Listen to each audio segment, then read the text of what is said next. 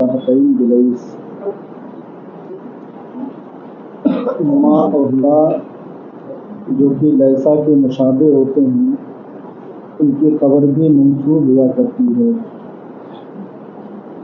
ما اور لا ان کو مشابہ لیسا کہا گیا ہے، جس طرح سے لیسا مبتدا اور خبر پر داخل ہوتا ہے اور عمل کرتا ہے، اپنے اسم کو رفع دیتا ہے، خبر کو نصب دیتا ہے، ویسے ہی ما اور لا بھی اس میں مشابہ ہیں۔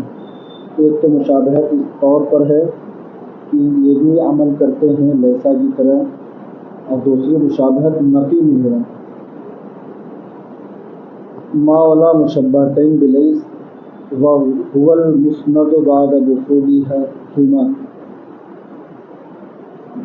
اور جو اس کی خبر ہوتی ہے ما اور لا مشبہتین بلیس کی، وہ مسند ہوتی ہے ان دونوں کے داخل ہونے کے بعد۔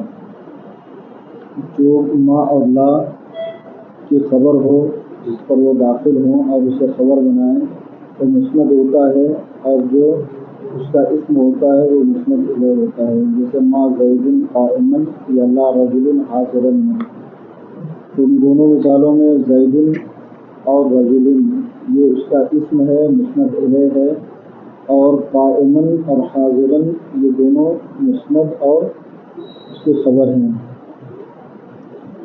ان وقال خبر بعد الا نحو ما زید الا قائم، او تقدم الخبر على الاسم نحو ما قائم زید، او زیدت بعد ما نحو ما ان زید قائم بطل العمل كما رأيت في الامثلة۔ یہاں سے تین صورتیں ایسی بتا رہے ہیں جہاں ما اور لا کا عمل باطل ہو جاتا ہے اور وہ کچھ بھی عمل نہیں کرتا۔ ان تینوں صورتوں میں پہلی صورت تو یہ ہے کہ خبر اللہ کے بعد واقع ہو، ٹھیک ہے۔ دوسری صورت یہ ہے کہ خبر کو اسم پر مقدم کر دیا جائے، اور تیسری صورت یہ ہے کہ ما اللہ اور اس کی خبر کے درمیان ما کے بعد ان داخل کر دیا جائے۔ ان تینوں صورتوں میں ما اور لا کا عمل باطل ہو جاتا ہے۔ ما اور لا یہ لیسا کا عمل کرتے ہیں۔ جو لیسا کا عمل ہوتا ہے اسم کو رفع دینا، خبر کو نصب کرنا، یہ ان کی مشابہت کی بنیاد پر عمل دیتے ہیں، ٹھیک ہے۔ تو یہ عمل جو ما اور لا کا ہے یہ عمل ضعیف مانا گیا ہے، ٹھیک ہے۔ ان کا یہ بذات خود عمل نہیں ہے، بلکہ ما اور لا یہ لیسا کے مشابہ ہونے کی وجہ سے نفی میں مشابہت پائی جا رہی ہے، تو مشابہ ہونے کی وجہ سے اس کا عمل کر رہے ہیں۔ یہ عمل میں قوی نہیں ہے، ضعیف ہیں، اسی وجہ سے بسا اوقات ان کا عمل باطل ہو جاتا ہے، جیسا کہ ان صورتوں میں ہے۔ اگر خبر واقع ہو اللہ کے بعد، جیسے ما زید الا قائم، اللہ کے ذریعے ما قبل کی نفی ختم ہو گئی ہے۔ ما زید الا قائم کا ترجمہ ہوگا زید کھڑا ہی ہے، زید کھڑا ہے، یہ ترجمہ ہوگا، اور ما قبل کی نفی ختم ہو جائے گی۔ جب نفی ختم ہو گئی تو اب یہ لیسا سے اس کی جو مشابہت تھی اور مشابہت کی بنیاد پر جو اس کا عمل تھا وہ عمل بھی ختم ہو گیا۔ اس لیے اب یہاں پر لیسا ما اور لا جو اللہ کے ذریعے جن کی نفی ختم کر دی گئی ہو وہ کوئی بھی عمل نہیں کریں گے۔ ما زید الا قائم، او تقدم الخبر علی الاسم، یا خبر اسم پر مقدم ہو جائے۔ یہاں پر بھی لیسا کے مشابہ ہونے کی وجہ سے جو عمل تھا ما اور لا کا، یہ اس شرط کے ساتھ متصل تھا کہ جب تک جملوں میں ترتیب قائم رہے گی تب تک یہ عمل کرتے رہیں گے، ٹھیک ہے۔ لیسا کے مشابہ ہونے کی وجہ سے ما اور لا عمل کر رہے تھے، ان کا عمل ضعیف تھا، ٹھیک ہے۔ تو جب جملوں میں ترتیب باقی نہ رہی اور خبر اسم سے پہلے آ گئی تو اس طور پر ان کا جو عمل ضعیف تھا وہ بھی باطل ہو گیا. اب یہاں پر ما اور لا کوئی بھی عمل نہیں کریں گے. اور اس کی مثال انہوں نے پیش کی ہے جیسے ما قائم زید، قائم خبر تھی اور زید اسم تھا، اسم کے اوپر خبر کو مقدم کر دیا گیا ہے. اسی تقدیم و تاخیر کی وجہ سے ما کا عمل باطل ہو گیا. اور زیدت ان یا ان زائد کر دیا جائے ما کے بعد تب بھی عمل باطل ہو جاتا ہے. تو ما اور اس کے معمول کے درمیان فاصلہ آ گیا. ٹھیک ہے، فاصلہ کیا ہے؟ ان زائدہ کا ہے، ما ان زید قائم. تو اس فاصلے کی وجہ سے بھی ما کا جو عمل ضعیف تھا وہ باطل ہو گیا. اب ما عمل نہیں کرے گا. تو 3 صورتیں بیان کی انہوں نے. پہلی صورت یہ ہے کہ خبر اللہ کے بعد واقع ہو. دوسری صورت یہ ہے کہ خبر اسم پر مقدم ہو. اور تیسری صورت یہ ہے کہ ما کے بعد ان کا اضافہ کر دیا جائے. ان 3 صورتوں میں ما کا عمل باطل ہو جاتا ہے. جیسا کہ آپ نے سابقہ مثالوں میں دیکھا، ھذا لغت اہل الحجاز، یہ اہل حجاز کی لغت ہے. اہل حجاز جو مکہ اور اس کے اطراف میں رہنے والے تھے. جب عربی زبان جب قرآن کریم نازل ہوا تو دور وہ عالم عرب میں بہت سارے لہجات رائج تھے، لہجے. ٹھیک ہے، قبیلہ ربیعہ کی الگ لغت تھی. تو تمام لہجوں کو لغت کہا گیا ہے. لغت کا معنی زبان کے ہوتے ہیں. جیسے قبیلہ ربیعہ علیکہ اور بکا کی جو کاف ضمیر ہوتی تھی اس کے بعد سین کا یا شین کا اضافہ کر دیا کرتے تھے. کوئی لام تعریف کو میم سے بدل دیا کرتا تھا. اس قسم کے بہت سے لہجات رائج تھے. لیکن جب قرآن نازل ہوا تو اہل حجاز کی لغت پر نازل ہوا، یعنی قرآن کریم جس عربی زبان میں لازم ہوا تھا وہ پورے طور پر اہل حجاز کی موافقت کرتی تھی. جو لہجہ اہل حجاز میں رائج تھا اسی پر قرآن کریم نازل ہوا. اس سے جو ہے اہل حجاز کی لغت کو تقویت ملی اور ان کی زبان تمام لہجات پر ان کا لہجہ ان کی زبان تمام زبانوں یا تمام لہجات پر غالب آ گئی. اس لیے عربی زبان میں عام طور پر اہل حجاز کی لغت کو اہمیت دی جاتی ہے اور جمہور نحوی اور صرفی حضرات ان کی لغت کا خیال کرتے ہیں.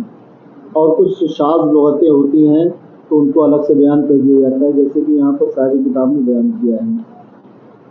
ھذا لغت اہل الحجاز، یہ اہل حجاز کی لغت ہے کہ ان 3 صورتوں میں ما کا عمل باطل ہو جائے گا. اور ان 3 صورتوں کے علاوہ والی صورت ہو اگر تو ما لیسا کی طرح عمل کرے گا. اما بنو تمیم، رہے بنو تمیم فلا یعملونہا اصلا، تو وہ ما اور لا جو مشابہ لیسا ہیں ان کو بالکل بھی عامل قرار نہیں دیتے. اس کا عمل وہ شروع سے باطل قرار دیتے ہیں، عامل مانتے ہی نہیں اسے. جیسے کہ ایک شاعر ہے جو بنو تمیم کی زبان پر اپنا یہ شعر بیان کرتا ہے، وَمُحَقَّقٍ كَالْغُصْنِ قُلْتُ لَهُمْ تَصِبْ فَأَجَابَ مَا قَتْلُ الْمُحِبِّ حَرَامُ. ترجمہ دیکھو، محقق کے معنی ہوتا ہے پتلی کمر والی دوشیزہ. کالغصن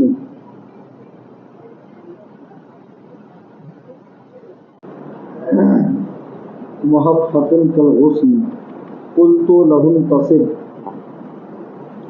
اور اس نازک اندام دوشیزہ سے میں نے کہا کہ اپنا نسب بیان کر. انتصب، انتصبہ انتصاباً منسوب کرنا. تو اپنا نسب بیان کر، اپنے آپ کو منسوب کر. فأجاب، تو اس نے جواب دیا، ما قتل المحب حرام، اس نے جواب دیا کہ عاشق کا قتل کرنا حرام نہیں ہے. یہاں پر ما جو آیا ہے اس کا اسم ہے قتل المحب اور حرام جو ہے اس کی خبر ہے. ہونا یہ چاہیے تھا اہل حجاز کی لغت پر ما قتل المحب حرامن. ٹھیک ہے، لیکن اس کے باوجود شاعر نے جو شعر کہا ہے اس میں حرام کو مرفوع قرار دیا ہے، مرفوع ہی کہا ہے، اس سے یہ سمجھ میں آتا ہے کہ بنو تمیم کے وہاں ماں کا کوئی عمل نہیں تھا، اس کا اسم اور اس کی خبر دونوں مرفوع ہوا کرتی تھی۔ منصوبات کی بحث ختم ہو گئی، اب یہاں سے مجرورات کی بحث شروع کر رہے ہیں۔ مرفوعات اور منصوبات دونوں پڑھ لیا آپ نے، مرفوعات 8 تھے اور منصوبات 12، سارے قسمیں آپ نے پڑھ لی۔ اب یہاں پہ مجرورات کا بیان شروع کر رہے ہیں۔ الاسماء المجرورہ ہی المضاف الیہ فقط، اسماء مجرورہ یہ صرف اور صرف مضاف الیہ ہوتے ہیں۔ مجرور آپ نے پڑھا ہے کہ اسے بھی کہتے ہیں جس پر حرف جر داخل ہو۔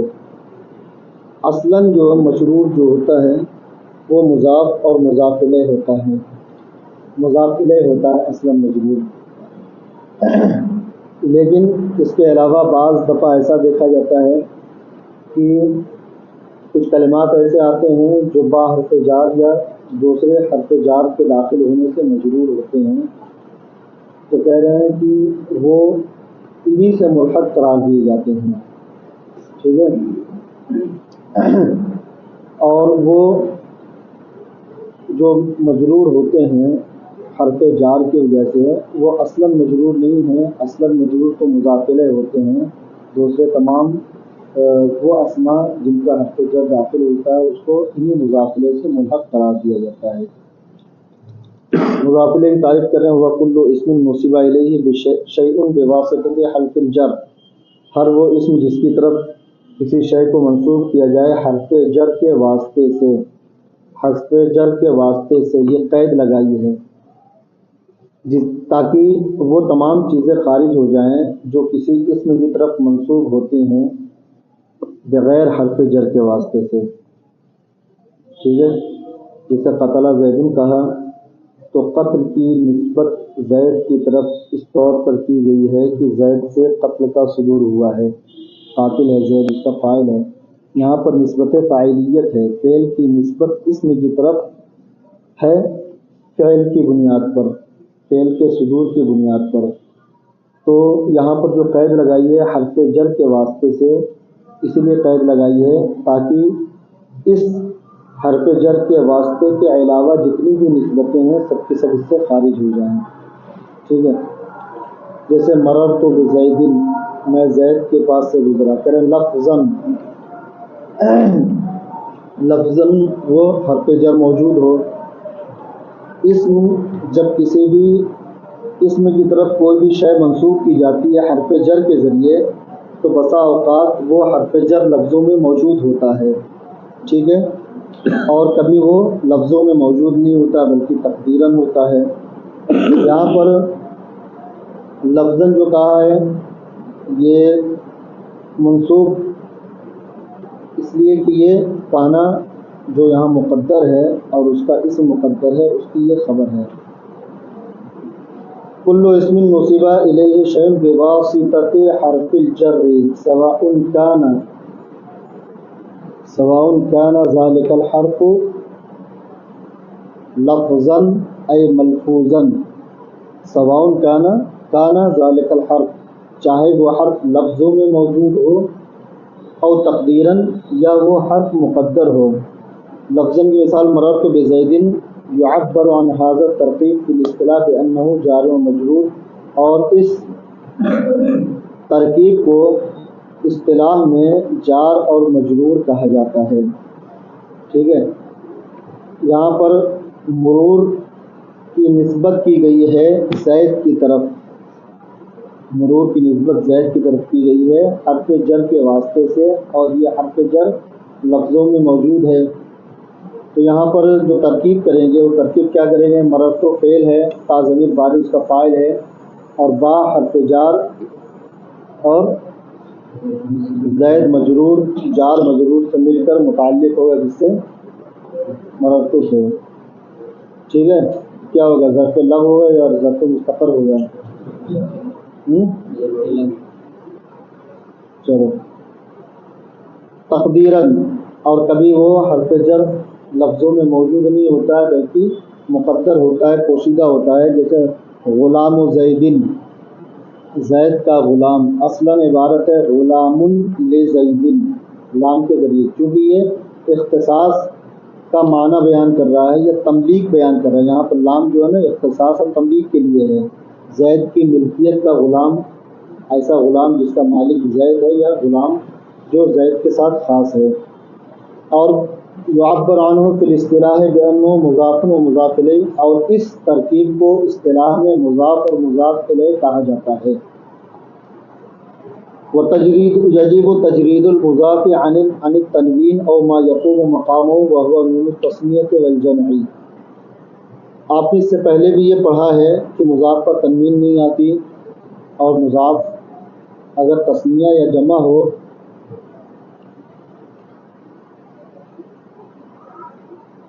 مضاف اگر تثنیہ یا جمع ہو تو وہ نون جو تثنیہ اور جمع کی علامت ہے وہ حالت اضافت میں گر جاتا ہے. یجب تجرید المضاف عن التنوین، واجب ہے کہ مضاف کو خالی کیا جائے تنوین سے، او ما یقوم مقامہ، یا ہر اس چیز سے جو تنوین کے قائم مقام ہو. کیوں ایسا کیا جائے گا؟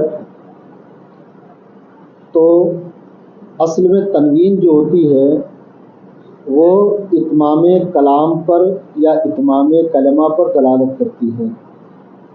جب تنوین ذکر کر دی جائے تو وہ کلمہ مکمل ہو جاتا ہے، مزید کی کوئی ضرورت نہیں ہوتی ہے. جیسے ہم نے کہا قلم یا کراستن، تو اب ایسی صورت میں انسان اس لفظ کو سننے کے بعد مطمئن ہو جاتا ہے کہ ایک قلم یا ایک کاپی مراد لی گئی ہے.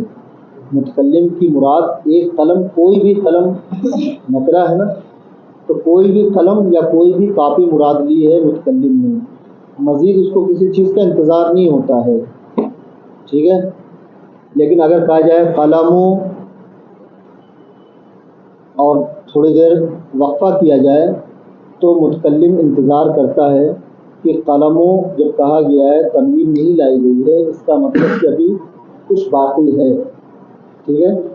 پھر آگے زیدن کہا جائے گا، بکرین، عمرین، جو بھی کہا جائے تو گویا کی اضافت ہو گئی. تو اضافت میں یہ ہوتا ہے کہ مضاف اپنے مابعد مضاف الیہ کا محتاج ہوتا ہے. مضاف ذکر کرنے کے بعد بات پوری نہیں ہوتی ہے، یا کلام تام نہیں ہوتا، یا وہ کلمہ پورا نہیں ہوتا ہے، بلکہ مضاف الیہ کا محتاج ہوتا ہے. لیکن تنوین جب ذکر کر دی جاتی ہے یا نون تثنیہ اور جمع ذکر کر دیا جائے، مسلمانی یا مسلمینی، مسلمون، مسلمین، تو یہ کلمہ مکمل ہو جاتا ہے. اب کسی دوسرے کلمے کا یہ محتاج نہیں ہوتا. ٹھیک ہے. تو مضاف جو ہوتا ہے مضاف الیہ کا محتاج ہوتا ہے، اور تنوین اتمام کلمہ کی علامت ہوا کرتا ہے. یہی وجہ ہے کہ جو مضاف ہوتا ہے اس پر تنوین نہیں آتی ہے، اور نہ ہی نون تثنیہ اور جمع آتا ہے جو کہ تنوین کے قائم مقام ہو. یہ علت ہو گئی کہ مضاف پر تنوین نہ آنے کی. مضاف پر تنوین کیوں نہیں آتی ہے؟ یہاں بتا رہے ہیں کہ یجب تجرید المضاف عن التنوین او ما یقوم مقامہ وهو نون التثنیہ و نون الجمع. ضروری ہے کہ مضاف کو تنوین سے خالی کر دیا جائے، یا تنوین کے قائم مقام جو دوسری چیزیں ہیں اس سے. اور وہ تنوین کے قائم مقام کیا چیزیں ہیں؟ کہہ رہے نون تثنیہ ہے اور نون جمع. جیسے جاءنی غلام زیدن، میرے پاس زید کا غلام آیا. اصل میں غلام تھا، لیکن جب زید کی طرف اس کی نسبت کی گئی تو یہ مضاف ہو گیا اور اس زید کا محتاج ہو گیا. اس لیے یہاں پر تنوین لا دی گئی تاکہ کلمے کی تمامیت پر دلالت نہ کرے. غلام زیدن یا غلاما زیدن، الف تثنیہ کے ساتھ نون اس کا حذف کر دیا گیا ہے. اب مسلمو مصرن، مسلمو مسلمونہ تھا، اصل میں اضافت کر دی گئی مصر کی طرف تو اس کا نون گر گیا. وعلم ان الاضافہ علی قسمین، جان لو کہ اضافت کی دو قسمیں ہیں، ایک اضافت معنویہ اور دوسری اضافت لفظیہ. اضافت کے بارے میں بتا دیا، اضافت کسے کہتے ہیں اس کے بعد اضافت کی قسموں کو بیان کر رہے ہیں۔ اضافت کی 2 قسمیں ہیں، ایک معنوی اور دوسری لفظی۔ معنوی کیا ہے؟ کہہ رہے فَهِيَ أَن يَكُونَ الْمُضَافُ غَيْرَ صِفَةٍ مُضَافَةٍ إِلَى مَعْمُولِهَا۔ معنوی اس مضاف کو کہتے ہیں جس میں مضاف غیر صفت ہو، یعنی صفت کا صیغہ نہ ہو اور اپنے معمول کی طرف مضاف نہ ہو۔ ٹھیک ہے، ہم دیکھتے ہیں کہ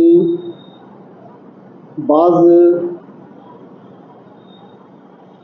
عام طور پر جو مضاف ہوتا ہے وہ اس میں جامد ہوتا ہے، صفت کا صیغہ نہیں ہوتا۔ جو اضافت معنویہ ہے، اضافت لفظیہ جو ہوتی ہے اس میں جو مضاف ہوتا ہے وہ صفت کا صیغہ ہوتا ہے۔ صفت سے مراد اس میں فاعل، مفعول، اس میں تفضیل وغیرہ، ٹھیک ہے، یا صفت مشبہ صفت کا صیغہ ہوتا ہے اور اپنے معمول کی طرف وہ مضاف ہوتا ہے۔ ٹھیک ہے، جیسے حسن الوجہ، حسن الوجہ، ٹھیک ہے، تو یہاں پر حسن یا حسن وجہہ ہے، اصل میں جو مضاف اضافت لفظیہ ہوتی ہے اس میں مضاف اپنے معمول کی طرف مضاف ہوتا ہے۔ کوئی کلمہ صفت کا صیغہ ہوتا ہے اور صفت کا صیغہ جو ہوتا ہے وہ بھی فعل کی طرح عمل کرتا ہے، ما بعد آنے والے اسم کو یا تو فاعل بناتا ہے یا مفعول بناتا ہے۔ ٹھیک ہے، تو جو اضافت لفظیہ ہوتی ہے اس کا جو معمول ہوتا ہے مضاف الیہ ہوتا ہے، در حقیقت اس مضاف کا معمول ہوتا ہے، اپنے معمول کی طرف صفت کا صیغہ مضاف ہوتا ہے، اور اضافت معنویہ میں ایسا نہیں ہوتا۔ ٹھیک ہے، تو معنویہ کی پہلے تعریف کر رہے ہیں کہ مضاف غیر صفت ہو اور معمول کی طرف مضاف نہ ہو۔ وَهِيَ اما بمعنی اللام، یا تو یہ لام کی تقدیر پر ہوگا، جیسے غلام زیدن اصل میں تھا غلام لزیدن، یا من کے تقدیر پر ہوگا، جیسے خاتم فضۃ ای خاتم من فضۃ، اور بمعنی فی نحو صلاۃ اللیل ای صلاۃ فی اللیل، یا ظرفیت کے معنی پر متضمن ہوگا، فی کے معنی میں ہوگا، یعنی جو مضاف الیہ ہوگا وہ مضاف کے لیے ظرف بنے گا۔ اب یہاں پر من بیانیہ ہوتا ہے، غلام زیدن میں جو لام ہے وہ تملیک کے لیے ہے یا تخصیص کے لیے ہے، غلام لزیدن زید کا غلام، اور من جو ہے یہ تبعیضیہ ہوتا ہے، بعضیت بیان کرتا ہے، خاتم فضۃ اے خاتم من فضۃ، چاندی سے بنائی گئی انگوٹھی۔ ٹھیک ہے، من کی تقدیر پر ہوتا ہے، اور کبھی ایسا ہوتا ہے مضاف جو اضافت معنویہ ہوتا ہے وہ فی کی تقدیر پر ہوتا ہے، جیسے صلاۃ اللیل اصل میں ہے صلاۃ فی اللیل، رات کے وقت کی نماز یا رات میں پڑھی جانے والی نماز۔ تو جو بھی اضافت معنویہ ہوگی یہ فی یا من یا لام کی تقدیر پر ہوگی۔ ٹھیک ہے، جیسا کہ مثالوں سے واضح ہوا۔ اس اضافت کا فائدہ یہ ہے کہ مضاف اگر نکرہ ہو تو وہ معرفہ ہو جائے اضافت کرنے کے وقت۔ مضاف عام طور پر نکرہ ہوتا ہے، لیکن جب اس کی اضافت کر دی جاتی ہے تو اب اضافت کے وقت یہ دیکھیں گے کہ اس کا مضاف الیہ کیا ہے۔ اگر مضاف الیہ معرفہ ہے تو مضاف بھی معرفہ ہو جائے گا۔ ٹھیک ہے، جیسے غلام نکرہ تھا، ہم نے اس کی اضافت کی زید کی طرف، زید معرفہ تھا، غلام زیدن زید کا غلام، تو اس میں کیا ہو گیا، تعریف پیدا ہو گئی۔ اب ایسا نہیں کہ ہم نے غلام زیدن کہا اور کسی بھی غلام کو طالبن کے معنی ایک طالب علم ہے، طالب الصف الثانی، ہم نے کہا کہ ایک بچے کو بلاؤ یا ایک طالب علم کو بلاؤ، کسی کو بھی پکڑ کے باہر سے بھیج سکتے ہو، لیکن ہم نے کہا کہ ثانیہ کے طالب علم کو بلاؤ۔ اب کیا ہے، یہ خاص ہو گیا نا کہ ثانیہ کے طالب علم ہی کو بلایا جائے گا، کسی اور جماعت کا نہیں ہوگا۔ تو جب بھی اس کی اضافت، اس میں نکرہ کی اضافت یا مضاف کی اضافت کسی معرفہ کی طرف کی جائے گی تو وہ تعریف جو مضاف الیہ میں موجود تھی پہلے سے وہ تعریف مضاف کے اندر بھی پا لی گئی، ٹھیک ہے۔ اور اگر نکرہ کی طرف اضافت کی جائے تو کلام میں اس مضاف میں تخصیص پیدا ہو جاتی ہے، کچھ خصوصیت پیدا ہو جاتی ہے، عمومیت نہیں رہ جاتی۔ جیسے ہم نے کہا مطلقاً غلام، تو یہ غلام سے مراد ہو سکتا تھا کہ مرد کا غلام، عورت کا غلام ہے، کچھ بھی ہو سکتا تھا، لیکن ہم نے کہا کہ غلام اور رجلن، ایک مرد کا غلام، رجلن کیا ہے؟ نکرہ ہے، غلام بھی نکرہ ہے، تو اضافت جو کی گئی ہے غلام کی وہ اس میں نکرہ کی طرف کی گئی ہے، تو اس میں تعریف تو نہیں پیدا ہوئی لیکن تخصیص ضرور پیدا ہو گئی کہ اب یہاں پر جو غلام مراد ہوگا یہ کسی مرد ہی کا غلام مراد ہوگا، کسی عورت کا غلام مراد نہیں ہو سکتا ہے، ٹھیک ہے۔ تو اس کے اندر عمومیت جو پہلے پائی جا رہی تھی وہ عمومیت ختم ہو گئی اور تخصیص پیدا ہو گئی، تو یہ اس کا فائدہ ہے۔ فائدۃ حاضر اضافہ تعریف المضاف ان اضیف الی معرفۃ، اس اضافت کا فائدہ یہ ہے کہ مضاف معرفہ ہو جاتا ہے اگر اس کی اضافت کی جائے معرفہ کی طرف، جیسا ہی گزرا، یا تخصیص اس کے اندر پیدا ہو جاتی ہے، ٹھیک ہے۔ ان اضیف الی نکرۃ، جب کہ اس کی اضافت نکرہ کی طرف کی جائے، جیسے غلام و رجل۔ اما اللفظیہ فہی ان یکون صفۃ مضافۃ الی معمولها، اور اضافت لفظیہ کہتے ہیں کہ وہ ہے کہ مضاف ایک ایسی صفت ہو جو اپنے معمول کی طرف مضاف ہو، وہی فی تقدیر الانفصال، اور یہ انفصال کی تقدیر پر ہوتا ہے۔ انفصال کی تقدیر پر ہونے کا معنی یہ ہے کہ دیکھو ضارب زید حسن الوجہ، یہ مثالیں دے رہے ہیں۔ ضارب اس میں فاعل ہے نا، ضارب اس میں فاعل ہے نا، اس میں فاعل فعل جیسا عمل کرتا ہے، اپنے ماں باپ کو اپنا معمول بناتا ہے۔ اگر اس میں فاعل ہے تو ماں باپ کو وہ فاعل بنائے گا، اور اس میں مفعول ہے تو ماں باپ کو، فعل مجہول ہے تو اس میں مفعول ہے تو یہ فعل مجہول جیسا عمل کرتا ہے، نائب فاعل بناتا ہے، ٹھیک ہے نا۔ تو ضارب زیدن، یہ ضارب صفت کا صیغہ ہے اور زید جو ہے اس کا معمول ہے۔ اصلاً کیا تھا؟ ضارب زیدن، انا ضارب زیدن، میں زید کو مارنے والا ہوں، ٹھیک ہے نا۔ تو ضارب کیا ہے؟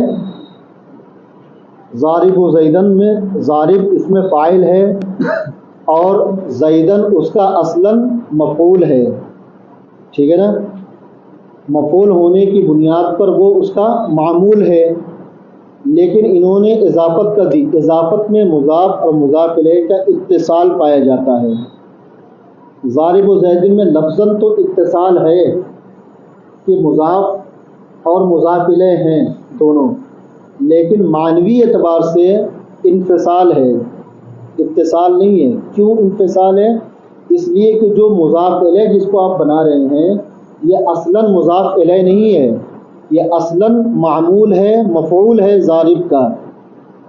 تو جو مضاف اور مضاف الیہ کا اتصال تھا وہ لفظوں میں تو موجود ہے لیکن معنی میں موجود نہیں ہے، معنی یہ مفعول ہوا ہے۔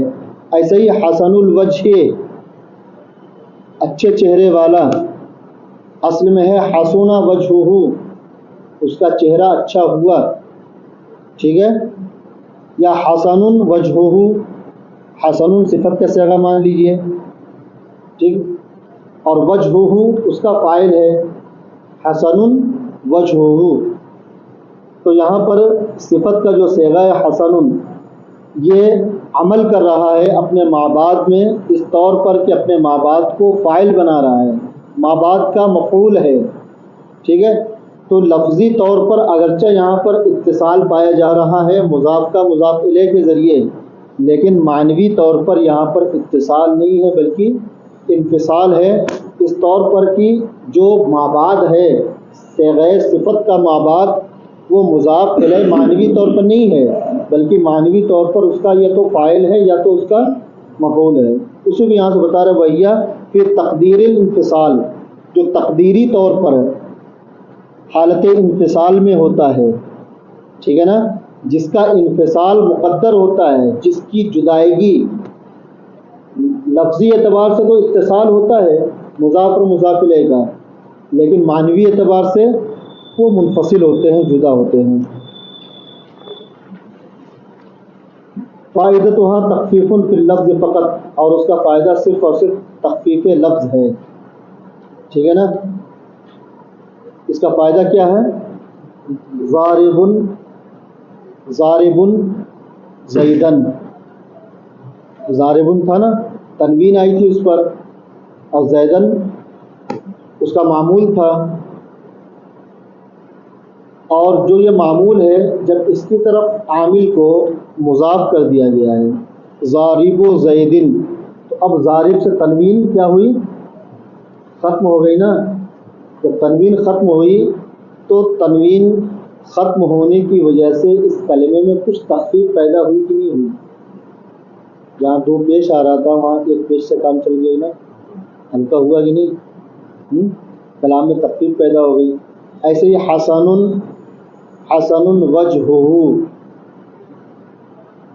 وجہہ تھا، اس کا چہرہ اچھا ہے۔